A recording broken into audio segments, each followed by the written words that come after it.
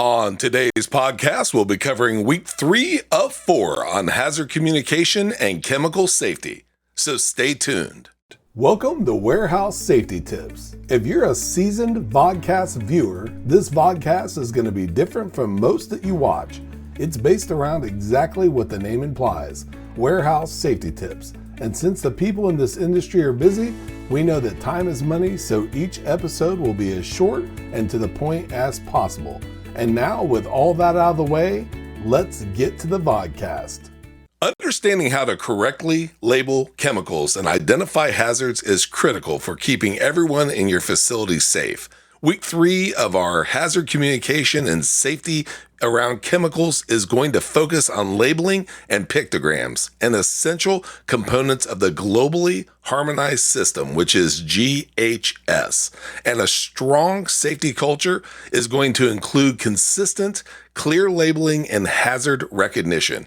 It relies on employees identifying the risks involved with each chemical or substance that they handle. GHS labels are designed to communicate hazard quickly. They use standardized pictograms, signal words, hazard statements, and precautionary guidance. These labels are required on all primary containers and must stay intact and legible. Unfortunately, many accidents happen because labels are missing, they're unreadable, or they're incorrect, and that's why clear and accurate labeling practices are going to be absolutely key to chemical safety.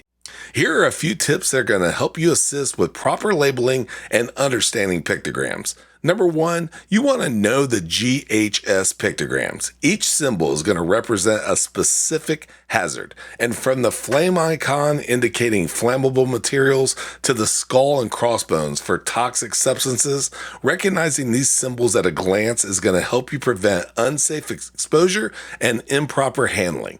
Number 2, you want to always check for the required elements on a GHS label. This is going to include the product identifier, signal words, pictograms, hazard statements, precautionary statements, and supplier information. If any of these are missing, the label does not meet safety standards and should be reported. Number 3, you want to label all secondary containers. If you transfer a chemical into a smaller or temporary container, it must also be labeled unless the person who moved it is going to be using it immediately. This label should still include the product name and appropriate hazard information. Number 4, don't ignore worn or damaged labels. Faded or peeling labels are going to reduce the chance for proper identification. Replace them right away and report the issue to your supervisor, maintenance, or whoever handles your GHS. Number 5, and last but not least, is use real-world examples to stay alert. Watch out for common mistakes like handwritten labels missing hazardous information or using abbreviations that others may not understand. You need to ask or refer to the safety data sheet, the SDS, when in doubt. Strong labeling practices don't just meet regulation requirements, they prevent injuries, they reduce confusion, and they help create a more organized and efficient facility. By taking time to review and understand labels and pictograms, you're going to be actively helping to protect yourself and your team. Accurate labeling is not just a suggestion, it's part of your responsibility to maintain a safe working environment. Let's make sure every label tells the whole story. And thank you for being part of another episode of Warehouse Safety Tips. Until we meet next time, have a great week and stay safe. Before moving on, here's a word from one of our sponsors. If you've ever been to or worked in a warehouse, you know just how important safety is to both management and staff. It's almost impossible to go 10 steps without seeing safety tape, angles, signs, and/or safety products.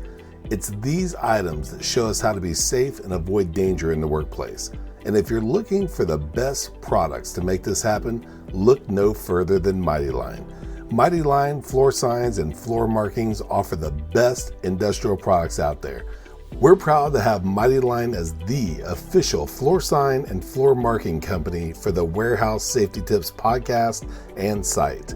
Go to mightylinetape.com/safety tips to request a sample pack of their incredible safety signs and floor markings. We hope you enjoyed this episode of Warehouse Safety Tips. If you visit warehousesafetytips.com, you'll find the show notes for this episode and access to all of our blog posts, previous podcasts, advertiser information, and much more. Thank you for listening to Warehouse Safety Tips and have a safe day.